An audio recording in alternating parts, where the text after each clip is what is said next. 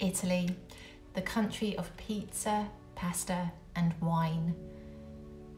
A beautiful blend of quaint historical buildings and sprawling urban metropolises. A country that is in itself divided into two parts, the north and the south, each with their own very distinct characteristics and qualities. Even the Italians will tell you they are like two different countries. It can be very easy to fall into the fairy tale of life here, the dreamy romanticism that is often fed to us through films, books and Instagram. But what is it really like to live in Italy, particularly in South Italy? At nearly 4 years of living in Salerno, I don't feel like I will ever fully arrive at a definitive answer, but I think reality has touched me enough over this time to be able to give you an idea. Italy is incredibly complicated and problematic, yet at the same time breathtakingly beautiful and simple. A country that can teach us so much about life, but also itself has so much to learn. Italy isn't unique. You'll find arseholes here, excuse my French, self-centered individuals, and people who think you owe them €1 simply for the fact that they exist. There are those people who smile at your face and tell you sweet nothings, only to later stab you in the back when you're not looking. You'll find people who can't do enough for you and people who don't want to do anything at all. There are employers who exploit their staff and take complete advantage of them, knowing full well that they can.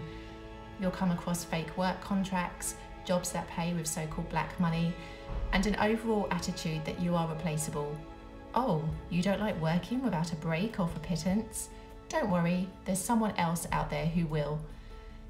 And that sadly is the problem. Desperation feeds the greed of employers, and so the cycle continues. To know your worth and to have experience is almost wasted here. Romantic relationships can be just as perplexing. The fairy tale image of Italian men being romantic in the traditional sense, showering their loved ones with roses and presents, doesn't always exist. Romance can take many shapes and forms, even in Italy. Italian men, on the most part, have a wandering eye when it comes to women. You might be on his arm, but his eyes are probably checking out the woman passing to his left. A natural human instinct, maybe, but it reminds me of the powerful paradox in that you don't realise what you have in life until it's actually gone.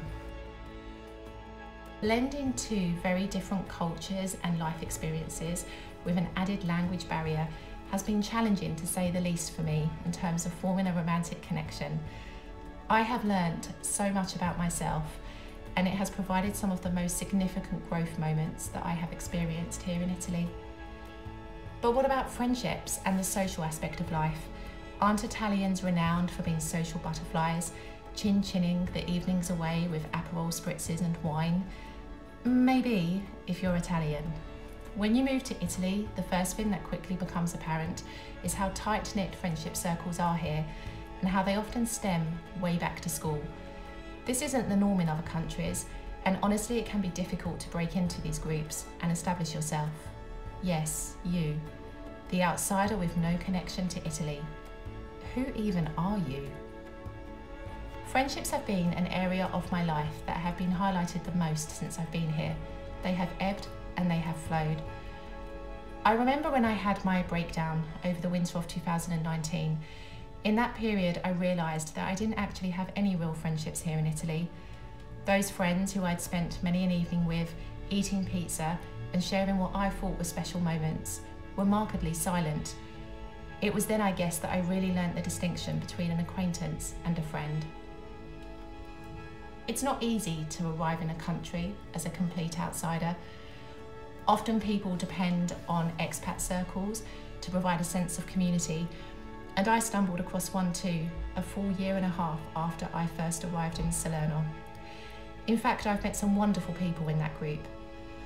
Of course, this is life, and I've also met some people who verge on the opposite end of the scale too, but I guess it's true what they say, everyone is our teacher. I guess you could say I haven't quite found my tribe yet in Italy, those people who I can have deep and meaningful conversations with, and who get that life is ultimately what we make of it. What I have come to understand though is that friendship isn't a predefined concept. It's not a one-size-fits-all package. I have learnt that a connection is a connection, and that's what's important. My closest friend is someone who I have communicated daily with for the past 4 years, yet I only met her in person for the first time this year. That may not fit the Italian definition of a friendship, but it's more real than any friendship I've yet to encounter here in Italy. The most humbling experience I've encountered living here has been to do with language. We all take for granted our ability to understand everything around us and to communicate. Strip that away and it's like you become a child in an adult's world. I spent many a night out in the company of others, yet feeling like the loneliest person in the room as I watched my personality slowly slip away in my silence, laughing at things I didn't understand just to feel connected, always being 5 steps behind the conversation because translation isn't an immediate action, realising that even with translation, the meaning and humour of that moment can be lost. Simple daily actions like going to the supermarket or taking a train somewhere can often feel really complicated, not to mention any bureaucratic matters that you may have to deal with. Translating websites, Facebook posts and the like have become ingrained in me to the point where, during my recent trip back to London, I actually had a moment in a shop where I was desperately trying to think of the words to say, only to realise that they actually spoke in English. It was then that I truly understood how 4 years of not communicating properly have really impacted me. I could give you a number of different reasons as to why I haven't yet fully learned Italian. Lack of time, work commitments, lack of focus, the difficulty of the language, unsuitable materials, but I know if I'm being honest with myself that they are just excuses. I have come to understand that maybe, up until now, I actually didn't have the desire to want to learn Italian, and without the desire, nothing will ever happen. But how can I not have the desire if I know just how miserable not speaking Italian makes me feel? Simply because there are so many other projects and ideas that have captured my attention that to learn a language just feels like time taken away from those. It feels like I need to constantly be switched on with something to do. It feels like a long, winding process, and the one thing I am guilty of is impatience. Yet I have started to realise this year the power contained in small actions. I may not be able to dedicate an hour a day to study, but I can find 30 minutes. The answer isn't in buying any more materials. I actually have all that I need. I may not have a wide range of vocabulary, but I have picked up more words than I realise.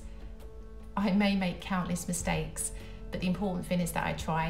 It turns out that language learning is yet another aspect of life that Italy has taught me a lot about. The one constant throughout my time in Italy has been my work. Teaching lights me up. To instill in another the confidence to believe in themselves, to open someone's mind to the possibilities that await them, to assist a student in achieving an academic goal, it's a feeling I can't quite put into words. It's a common theme here in Italy for students to lack in confidence, to think that they aren't good enough, and even rather shockingly for teachers to reinforce that belief. It's also a common trait for students to want to be perfect before they even try. Perfectionism is a complete myth. We only learn through our mistakes. I guess you could say that I'm not a typical teacher. I'm not a grammar-obsessive, dictatorial control freak. I'm someone who will talk to you about your dreams and goals, who will have conversations with you about deep and meaningful topics, such that you've never properly considered before, and someone who ultimately wants you to succeed and will give every ounce of my energy towards that. It's that that drives me, and it's that that has taught me the most about life here. But what about family? Family and connection hands down on the bloodline of Italy. It's not what you know, but who you know that will take you places. The strong bonds of family units here can sometimes feel a little overwhelming, particularly if your own family dynamic is in complete contrast. My family are spread out all around the world, and our connection is at best polite. The strongest relationship I have is with my parents and late grandparents. Take a typical Italian family, however, where if they aren't living in close proximity, they are in daily contact, and you can see why you can very quickly start to feel like an oddity. This is another moment where Italy cracked me open and showed me that even if a family is close, they can also be a million miles away from perfect. I have now come to accept that whilst my own family will probably never resemble that of an Italian one, they will always be my family, and that is enough. It's fair to say that Italy isn't for everyone. You've only got to scroll through the countless comments in expat groups to realise this. But I wonder sometimes if those comments are based on unrealistic fantasies that people held of what they thought life in Italy would be like. Italy is not perfect, far from it, but it is perfectly imperfect, and I honestly don't think I would have it any other way.